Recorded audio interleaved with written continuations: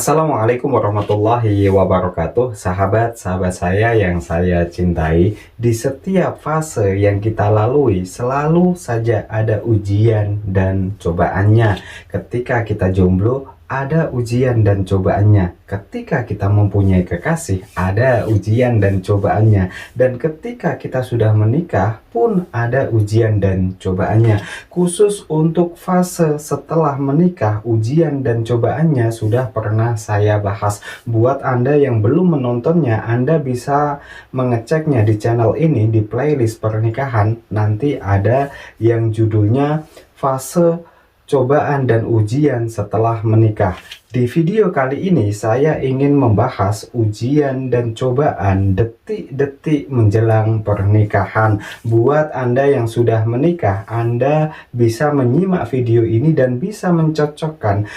Seperti ini enggak sih yang pernah kalian lalui, yang pernah kalian rasakan saat itu? Dan buat kalian yang belum menikah, Anda wajib menyimak video ini sampai selesai supaya Anda tidak kaget ketika nanti Anda sampai pada fase detik-detik menjelang pernikahan. Tapi saya ingin mengingatkan sekali lagi buat teman-teman yang belum subscribe dan menghidupkan tanda lonceng di channel ini, silahkan Anda subscribe dan menghidupkan tanda lonceng di channel ini supaya Anda tidak ketinggalan ketika kami merilis video terbaru. Sahabat-sahabat saya yang saya cintai, berikut ini adalah ujian dan cobaan detik-detik menjelang pernikahan. Yang pertama, tiba-tiba ragu. Nah, ini aneh.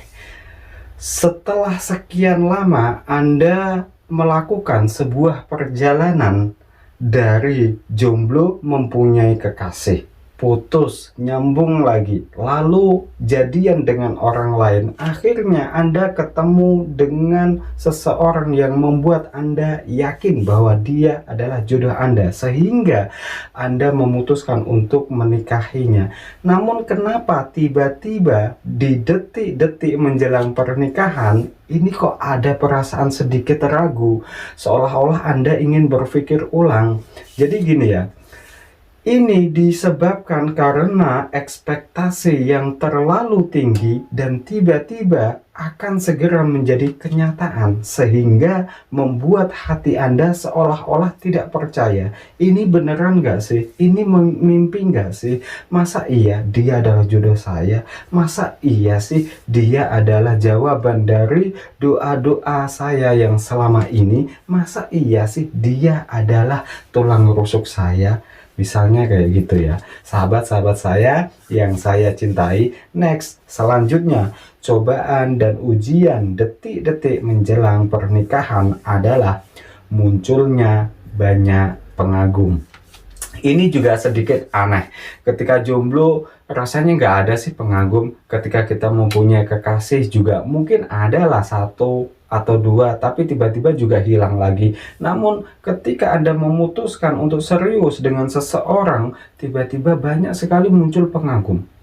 Ini aneh, seolah-olah ini membantu Anda untuk menjadi berpikir ulang, saya batalin atau enggak ya? Makanya jangan heran kalau ada seseorang yang dia sebenarnya sudah tunangan, dia sudah menjelang hari H, tetapi tiba-tiba dibatalkan karena dia jatuh cinta dengan orang lain lagi. Ini adalah ujian dan cobaan detik-detik menjelang pernikahan. Makanya buat kalian yang belum menikah, hati-hati, nanti Anda akan sampai di fase ini. Selanjutnya adalah munculnya mantan.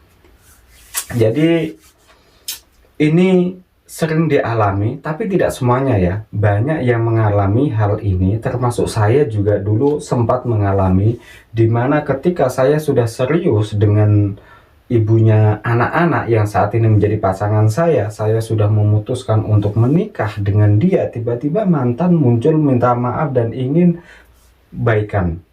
Tiba-tiba ingin dikasih kesempatan. Oh nggak bisa, saya sudah jalan terlalu jauh dan saya sudah mencintai yang sekarang. Masa lalu adalah masa lalu dan saya menatap ke masa depan. Banyak sekali orang yang mengalami hal ini ketika dia memutuskan untuk serius dengan seseorang, tiba-tiba mantan hadir kembali. Sahabat-sahabat saya yang saya cintai, selanjutnya cobaan dan ujian pada detik-detik menjelang pernikahan adalah rasa khawatir yang terlalu berlebihan.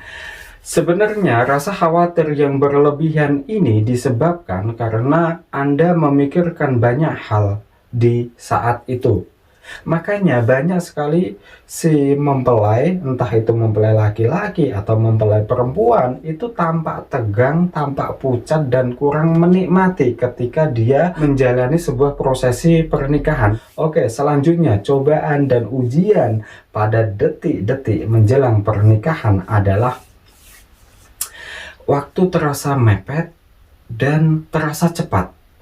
Ketika Anda merencanakan sebuah pernikahan, ini kadang waktunya terasa lama ya. Tapi nanti ketika sudah mepet di hari H, Anda merasa bahwa waktu berjalan terlalu cepat.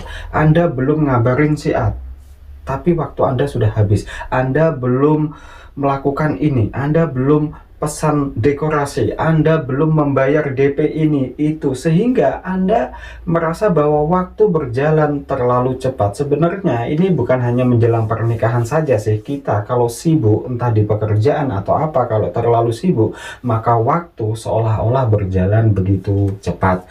Oke, selanjutnya cobaan dan ujian menjelang pernikahan adalah kekurangan si calon itu tampak jelas. Nah, sebelum kita ada niatan untuk serius dengan dia, sebelum kita ada niatan untuk menikahinya, kadang dia tampak begitu sempurna. Tapi menjelang detik-detik pernikahan, Anda tiba-tiba tahu kekurangan dia apa. Anda tiba-tiba tahu aib dia apa. Sehingga kembali lagi ke nomor satu tadi, Anda tiba-tiba ragu dan Anda tiba-tiba seolah-olah ingin berpikir ulang. Bener nggak sih dia adalah calon pendamping saya? Bener nggak sih dia adalah seseorang yang akan menemani saya susah ataupun senang sampai rambut memutih nanti? Jadi gimana ya?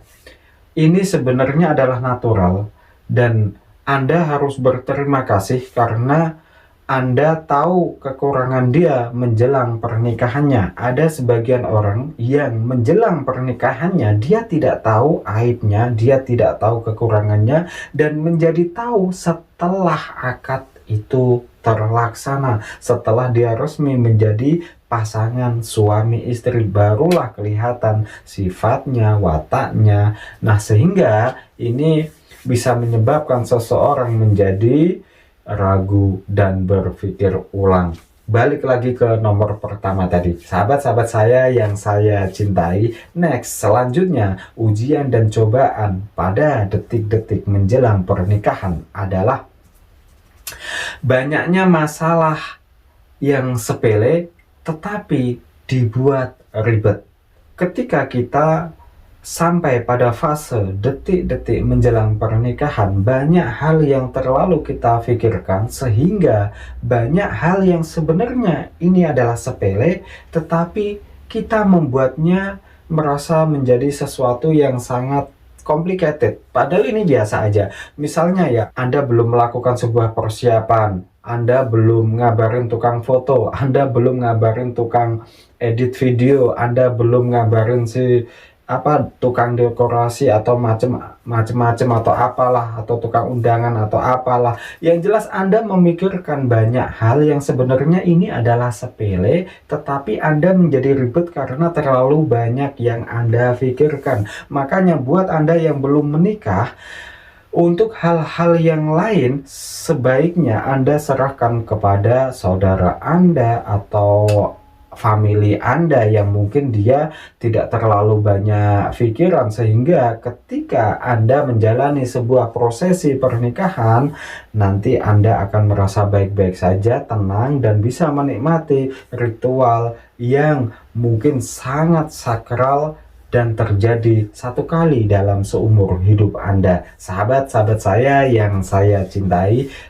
next, selanjutnya, cobaan dan ujian pada detik-detik menjelang pernikahan adalah keuangan bermasalah.